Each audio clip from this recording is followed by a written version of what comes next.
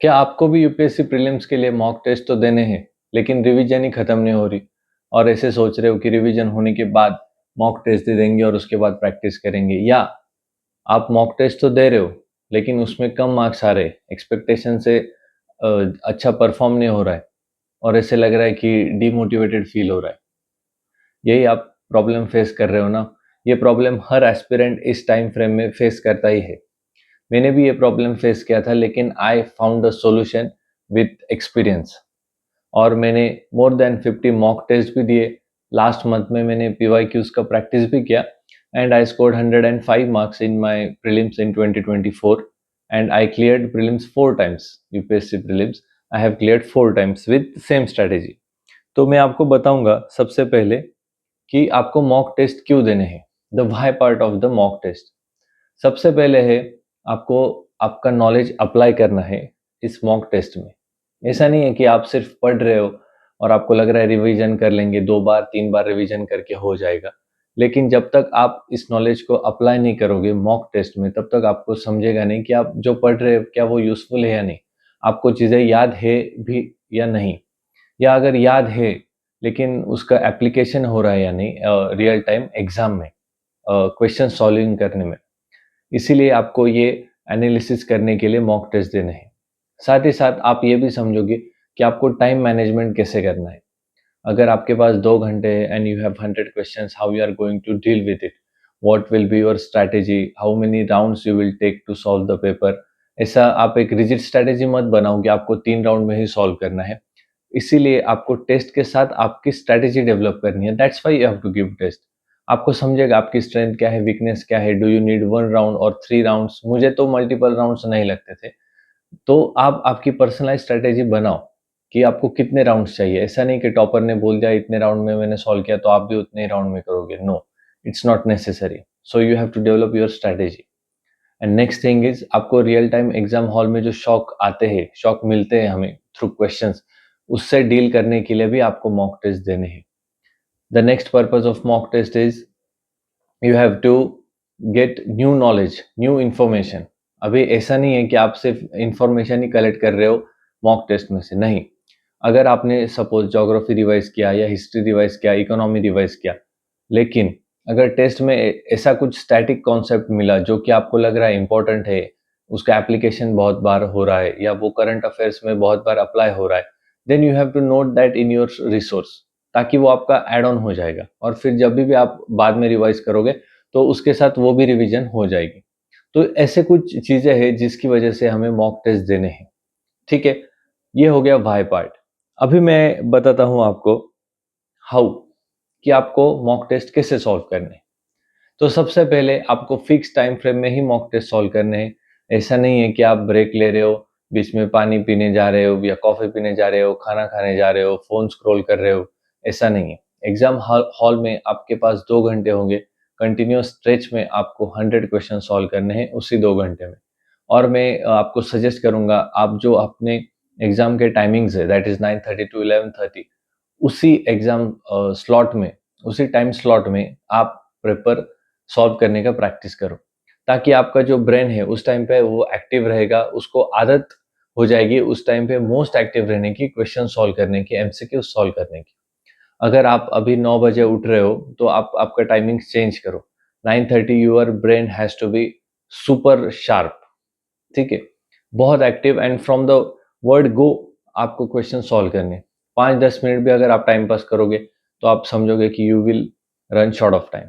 ठीक है, तो आपको ऐसे सॉल्व करना है फिक्स टाइम फ्रेम में। ठीक है, उसके बाद आपको आपकी स्ट्रैटेजी वहां पे डेवलप करनी है मॉक टेस्ट में।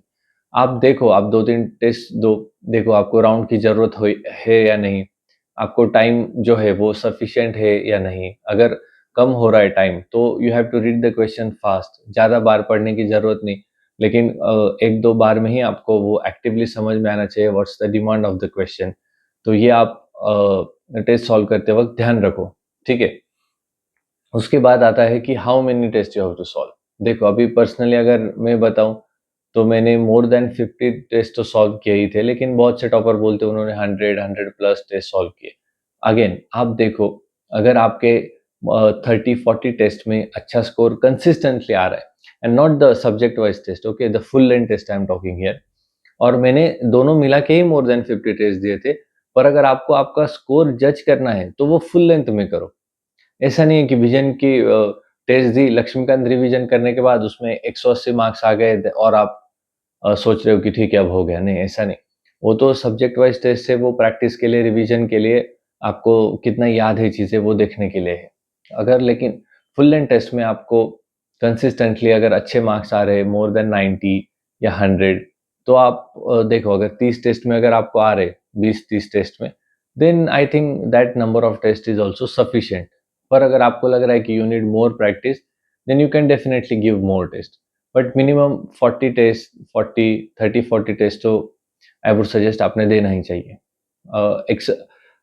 एक्सक्लूडिंग द पीवाईक्यूज का पार्ट, ओके। ठीक है, और उसके बाद आपने 2 घंटे में अच्छे से 100 क्वेश्चन सॉल्व किया, you have to read each and every word. आपको वो ऐसा कंसिडर करना है कि वो आपका फाइनल टेस्ट है, फाइनल आप एग्जाम हॉल में हो ऐसे कंसिडर करो, माइंडसेट ऐसा बनाओ और फिर वो टेस्ट दो। उसके बाद आपको देखना है आंसर की को भी, ठीक है। अभी आंसर की को एनालिसिस कैसे करना है, तो सबसे पहले जो है आपको आंसर की देखनी है कि जो आपके क्वेश्चंस करेक्ट है, तो वो देखना है। अगर आपके जो आपका नॉलेज में से आपने सॉल्व किया और अगर करेक्ट आए, then you should know that your accuracy is good. उस बेसिस पे आप आपकी एक्यूरेसी देख सकते हो कि जो आप श्योर थे और वो करेक्ट आए, then it means your accuracy is good, ठीक है। जो क्वेश्चंस आपको लग रहे थे कि ये मेरे करेक्ट हो सकते हैं, या आपने 50-50 लॉजिक लगा के वो सॉल्व किए पर वो गलत हुए, तो देखो वो क्यों गलत हुए। अगर आपने ए डायरेक्शन में आपका 50-50 लॉजिक लगाया है, तो देखो कि बी डायरेक्शन तो क्यों सही थी या मेरी ए क्यों गलत हुई, ये भी आपको देखना है, ठीक है। अगर कुछ नई इंफॉर्मेशन मिल रही जो कि वैलिड एंड यूजफुल हो, वो आपको जॉट डाउन करने हैं आपके रिसोर्स में।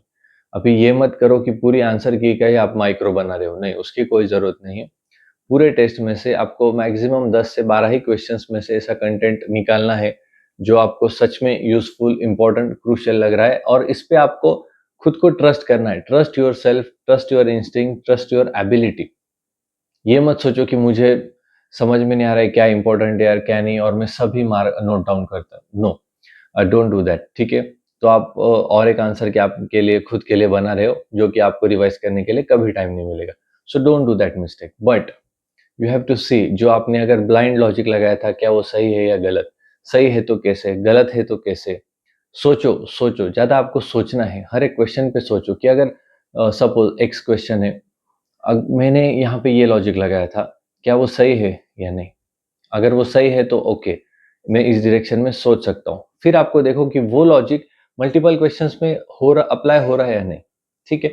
उस हिसाब से again you have to tweak that logic, modify that logic, और ये प्रोसेस जो है ये कंटिन्यू आपको करते रहने अलॉन्ग विद द टेस्ट। और फिर आपके जो क्वेश्चन सॉल्विंग हम एबिलिटी कहते हैं या एप्टीट्यूड कहते हैं, वो डेवलप होता है, ठीक है। ओवरऑल आपको ये चीज़ें ध्यान में ही रखनी है, और आंसर की भी आपको देखनी ही देखनी है। अभी ऐसा फिर से मत करो कि मैं बाद में आंसर की देखूंगा, अभी सिर्फ टेस्ट दे रहा हूँ, उसका भी कोई यूज नहीं होगा, ठीक है। ये हो गया हाउ पार्ट। हमने व्हाई देख लिया कि क्यों सॉल्व करना है, मैंने बताया आपको। अभी हाउ बताया मैंने कि कैसे, कितने टेस्ट सॉल्व करने हैं, ठीक है। और अभी व्हेन पार्ट, ये बहुत ही इंपॉर्टेंट पार्ट है। अभी March and April are the 2 months where you can solve private coaching institute का मॉक टेस्ट, ठीक है। मई में लास्ट के 20-25 दिन में आपको ज्यादा से ज्यादा यूपीएससी के ही क्वेश्चन सॉल्व करने हैं। ऐसा क्यों? क्योंकि यूपीएससी और प्राइवेट कोचिंग इंस्टीट्यूट के जो भी क्वेश्चन है उसमें बहुत डिफरेंस है। जो मिस्टेक्स या जो हम कहते हैं जो स्टेटमेंट्स रॉन्ग होते हैं यूपीएससी के क्वेश्चंस में, आपने देखा होगा वो बहुत से लॉजिकल होते हैं। एक नॉलेजेबल कॉमन मैन भी वो सॉल्व कर सकता है विद एक normal understanding of the day to day things, that is in UPSC का क्वेश्चंस, ठीक है। पर यहाँ पे ऐसा नहीं होता है। प्राइवेट कोचिंग इंस्टीट्यूट के जो भी क्वेश्चंस है उनके जो आप देखोगे, अगर आपने 10-20 टेस्ट सॉल्व किए हैं तो आपको एक पैटर्न दिखता है कि कौन से स्टेटमेंट्स रॉन्ग होंगे और जो भी वो मिस्टेक्स करते हैं तो वो कैसे, तो आप प्रेडिक्ट कर पाते हो। इसलिए ऐसे पेपर में ज्यादा स्कोर करके भी आपको सेल्फ सेटिस्फेक्शन मिलेगा, लेकिन ज्यादा बेनिफिट नहीं होगा, ठीक है। इसलिए लास्ट के कुछ 20-25 दिनों में आपको यूपीएससी के ही क्वेश्चन सॉल्व करने हैं to get acquainted with the style, knowledge, the statement, the language of UPSC. Okay. तो मार्च एंड अप्रैल में आपको ज़्यादा से ज़्यादा प्राइवेट कोचिंग इंस्टीट्यूट के टेस्ट सॉल्व करने हैं। मैक्सिमम एज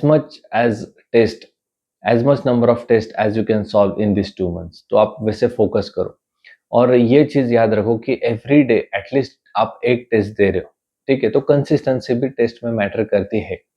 50 दिन में आप 50 टेस्ट दे सकते हो, 5000 questions you can solve in 50 days.